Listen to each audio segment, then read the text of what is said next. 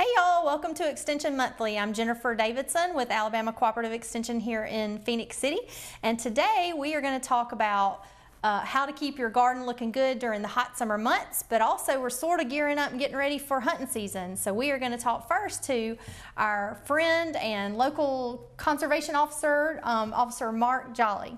So welcome to the show. Thank you. Thank you for having me on. So you're with the Alabama Department of Natural Resources and Conservation? That's right. Okay, very good.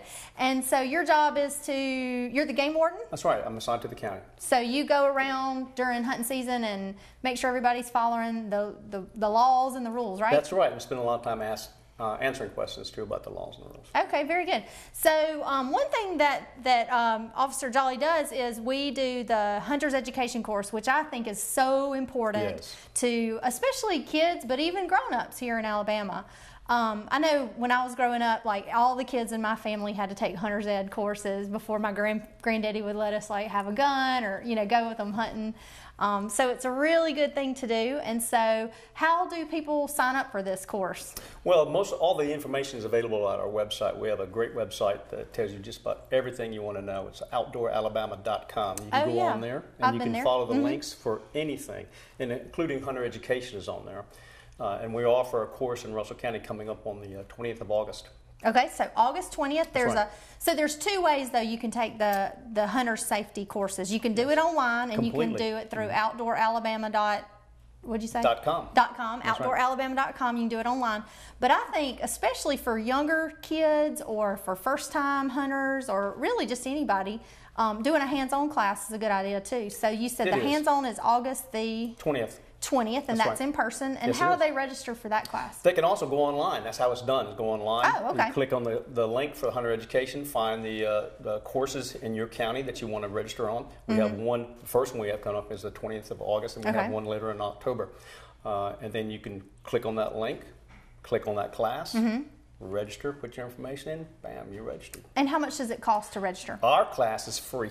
Oh, wow. Okay. So free class? If you take it online, though, this through our contractors, and there is a fee approximately $20 for that course. But you can do the whole thing at your leisure online if you want to, and print out your certificate as well. But if you do it online, you don't really get the opportunity to see how guns are supposed to be carried while you're walking through the woods. Yes. I think you mentioned that y'all actually get a chance to climb some deer stands and things. We do, and we even test them, show them how which is our number one problem in the state as far as injuries go is tree stands. Yes. And so we focus that on a lot. We show them how to erect it, how to select the right tree. We even get them up there, and we even put them out of the tree with the harness on. You push them out of the tree with the harness on? Okay. Absolutely, and show that it works perfectly.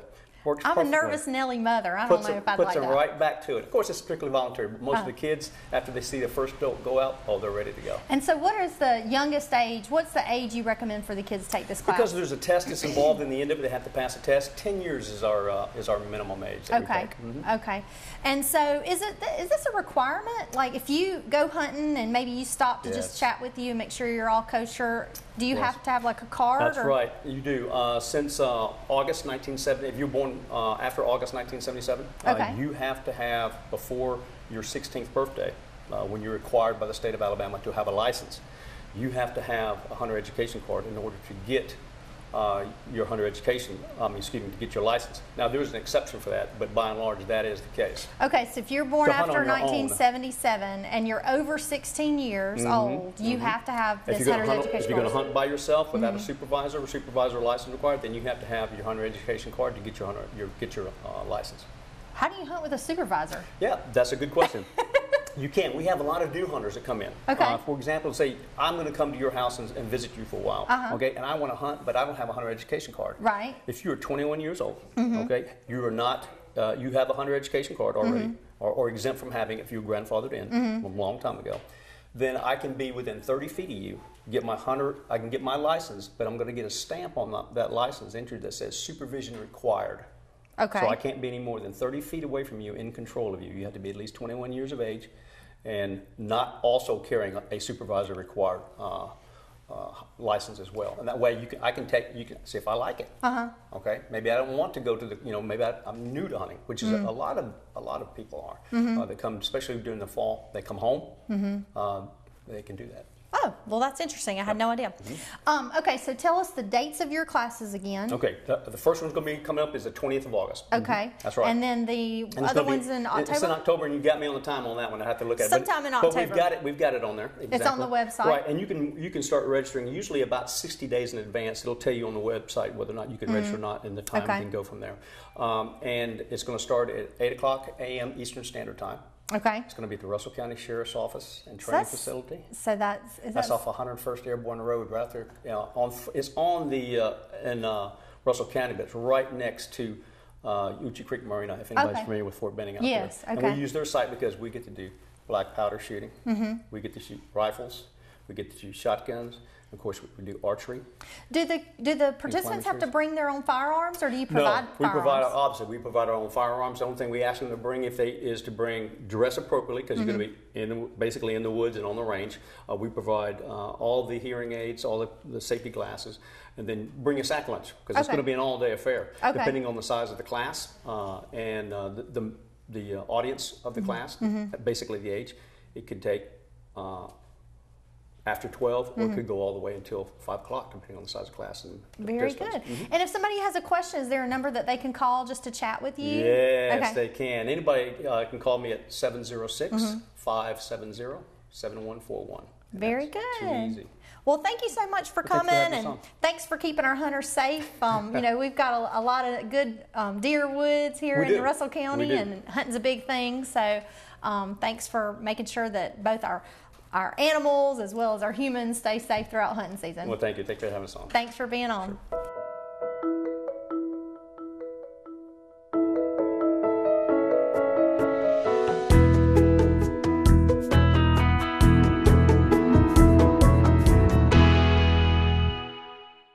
Every day is so wonderful, and suddenly it's hard to breathe. Would it be okay if I sat here? Is she serious?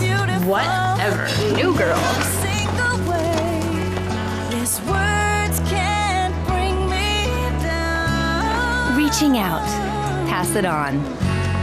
So don't you bring me A message from the Foundation for a Better Life. Sometimes a simple idea can be developed into something big that can change the world. Every day in schools across the country, teachers inspire students by bringing learning to life. In 4th grade, my music teacher helped me make a vision board. It was a collage that represented all of my hopes and aspirations in music. But what if my teacher didn't have the supplies we needed to make our collages? What if I never got the chance to learn and express my dreams? Unfortunately, that's the reality teachers face every day. They're forced to spend their own money, sometimes just to keep classrooms running. That's why I'm teaming up again with Staples for Students to donate $1 million to DonorsChoose.org, a charity that helps teachers get what they need to bring learning to life for students. It's an idea that's changing the world, and it's easy to help. Donate in stores or at staplesforstudents.org.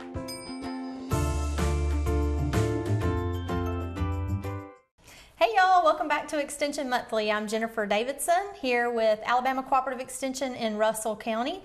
I am your county coordinator, and today we talked a little bit about hunter safety, because believe it or not, even though it's kind of the beginning of August, we're already kind of getting ready for the fall hunting season, but we still have at least a couple of months to go of some super hot weather.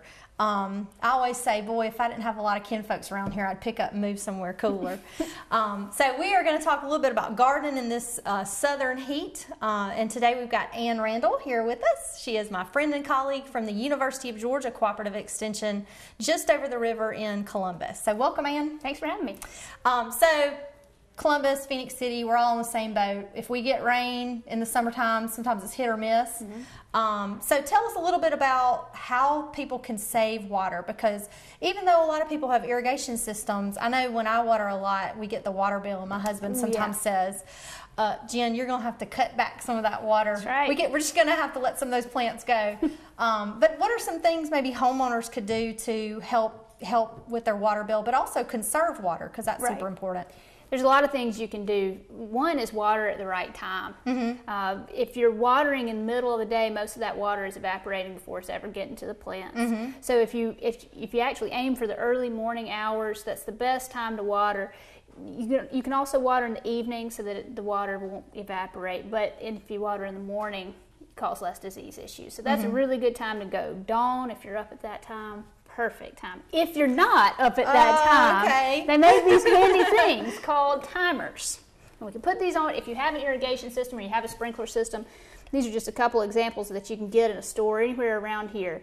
But they'll actually set a time for your water to come on and go off, and that way you don't have to get up at the crack of dawn and cut it on and off. Right. If you don't have an in-ground irrigation system with a box and all that, you know, fancy stuff, which I don't have. So actually, I have used some of these timers, and the technology has gotten so much better just even the last 10 years. So you've got some that you can put batteries in and you can set days, and then you've got some that you can just tell it how long to, you know, you want it to run for the next 60 minutes. Right, or something because like the that. other problem that I have all the time is that I cut the water on and it runs for 48 hours before I remember that I've cut the water on. Yes, we've flooded our pool a few times like that. That's the problem. You don't want to do that. That is not water conservation.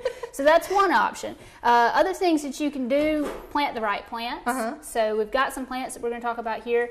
Drought tolerant plants in dry places. If you've got a low spot that's got a little bit more water in it, plant the right plant in the right place. Very good. It's going to save you on water. And then what about water collection? What are your thoughts on sort of collecting rainwater, that sort of thing? Well, we get a lot of weather events here where we get a lot of rain at once, and then we'll go for 3 or 4 weeks or a month or 2 months without any rain at all. So water collection is a great option in our area. We've got an example here of what that might look like. This is just a really simple rain barrel. You can make this out of any barrel. You can also buy these pre-made, depends on how much money you want to spend. But this would just hook into your gutter system. If you have one of those, we've got some of the implements that you would use to connect that to your gutter. You can get all this stuff in stores now. And I think, doesn't Oxbow Meadows sell rain barrels? They do. I think they still do. They do. Not very expensive, and I think they're recycled barrels, so that's a good idea too, right? And this one actually comes, if you look, this is an important aspect you want to be thinking about. This has a mesh at the top that's going to keep any debris out. You also want to think about having standing water. We have obviously a lot of mosquitoes around here. A little issue. So we have this, you can get these products. This one's a little worn out, but just to give you an idea, anything called a mosquito dunk or mosquito torpedoes, they've got all kinds of fancy names. But you can put these in your water. It'll be perfectly safe for your plants, and it just kills any larvae that might get in the water. Is it dangerous? So that's a type of insecticide. Is it dangerous for, like, for instance, if somebody wanted to then dip their hands down in the water and water their plants? Is that dangerous to them? No, it's not going to be dangerous to you. If you're getting a product like this, it's not specifically listed for watering a pet or a horse or something like that. You wouldn't want to use it for that purpose. You can get a different product that would be safe for something like that, but if you're just going to Lowe's or Home Depot and getting something like this, just don't feed it to an animal. Gotcha. Okay, don't put it in your cat's bowl. That's right. Right. Very good. And especially that's super important because now that Zika virus is in the news so much, and we feel like it's going to come to the southern states here. It's good to be prepared. Heavily, pretty soon. So yeah, we need to be careful with all that. You also brought some soil moist crystals. Yeah, well, this is just a fancy little product, and again, all this stuff depends on how much money you want to spend, but this is just something that's going to maintain moisture in the soil. It just is going to hold it a little bit longer for your plants. A cheaper version of this is mulch. So pine straw, pine bark, any sort of organic material that you can incorporate into the soil or keep on top of the surface of the soil is going to maintain your moisture. So it's not evaporating as quickly, and your plants are going to have it available longer. Very good. Well, we do have some plants here, and she mentioned to make sure that we plant the right plant in the right place. I know I'm very guilty. I live in a area that's got very rocky, sandy soil, and also it's a slope. The driest. I mean, it's like the Saharan desert, I tell you.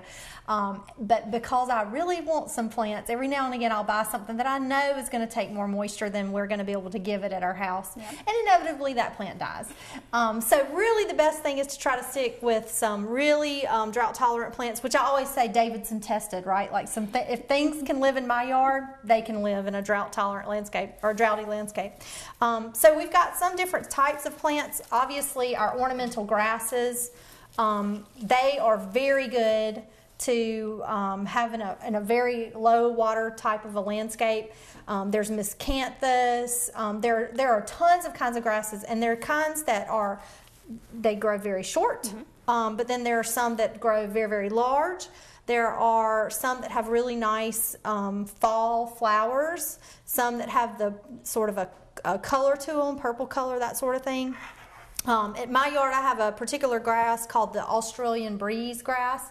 There's really not much to it. It doesn't really have a flower. It doesn't really have any color to it. It's just a sort of a thin-stemmed, green-leaved grass. But it is drought tolerant, and it has kept my mailbox looking good for years, right, with no extra water. So grasses are always a good option. The old standby in the southern garden that's super drought tolerant is lantana. You can get lantana at all different sizes. You can get sort of the dwarf, low-growing lantana, and then some lantana, the old kinds, will grow up to like 6 to 8 feet tall, so really, really tall. Obviously, they come in lots of different colors. You've got reds, yellows, pinks, purples.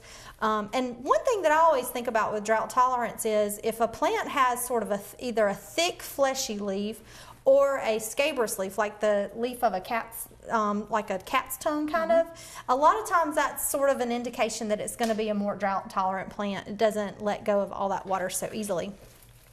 Another good option, obviously, there's agaves and yuccas and these sorts of things. I'm not a huge fan of those for the landscape, but it is an option for drought tolerance. And then I mentioned anything that has sort of a fleshy leaf. So there's all different kinds of sedums, and obviously there's this chartreuse color mixed with sort of the purple color, and that looks really good too together. And these are what I like to use for container. Container plants are wonderful, but boy, if you have them out on a pool deck or something where it's blazing hot, I mean, that water goes away immediately, and some of us can't dedicate twice a day, every day to watering their plants. So in conjunction with using the soil moist, with planting plants that take that heat and drought, and then mulching really good, that's your best bet for that kind of situation. I found some of these sort of crystal accent things for vases, and I thought, you know, this is probably the same exact kind of polymer as in the soil moist. I would assume, yeah. Moist. And they have different colors of them now, so that's kind of fun, green, pink, and blue.